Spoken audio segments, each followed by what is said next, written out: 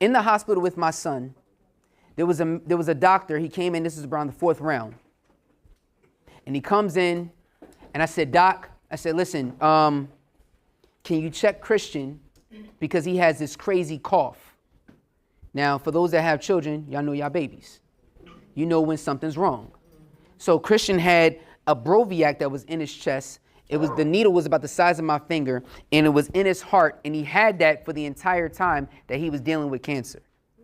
There was 2 tubes hanging out, one to draw the blood, one to pump the chemo through, and one that draws the blood. So I said, Doc, can you go ahead and give him an x-ray?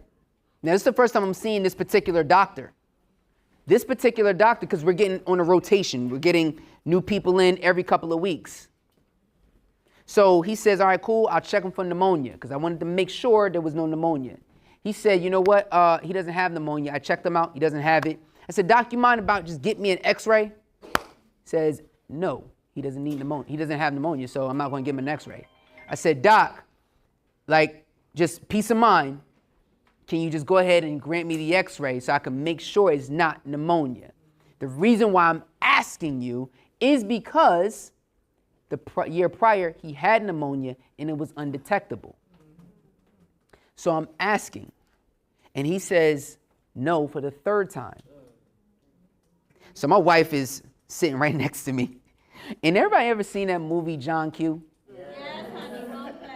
Remember when his wife was on the phone and she was talking to John, she said, do something, John, do something. That was my wife, like boiling on me, like, you better do something. So I asked him, is there anybody else that we could talk to? Well, he says, I'm the head oncologist. Oh, you the big dog. You the boss, right? Okay, you the head over this area, but I'm the head over my son. It's a wild difference. So we're looking for other people that we could talk to. Because remember I said anybody with any negativity got to go. So 15 minutes go by. I look in the hallway and I see the doctor by himself. You're not with your partner right now. It's just me and you. And I go up to the doctor and I say, excuse me, doc. I said, you're not the one that has to be in this hospital 24/7. You're not the one that is watching his kids sleep on an air mattress at their grandmother's house for the entire summer. You get to go home to your nice house. You get to drive home in your car. You get to do all of that, but I'm fighting for my son's life right now.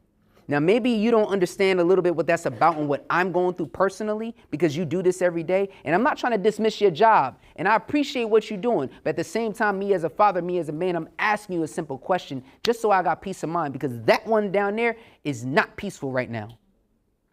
I said, so I appreciate it, doc, if you would grant me the x-ray. And he stopped and he looked and he said, you know what?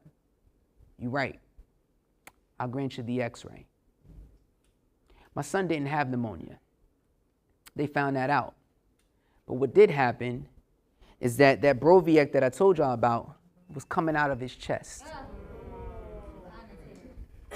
And a keloid started to develop. Now, had I waited any longer, we could be having a totally different conversation. And this could have infected my son and set us back. So why do I give you that story? Sometimes you got to go on your yes. Sometimes you got to go on your yes, not their no. Right? Because many times in life, people are going to sit there and try and doubt you. They're going to sit there and say, no this, no that. It can't be done. It won't be done. But if you know deep inside your soul, deep inside your spirit, that it is supposed to happen, make it happen.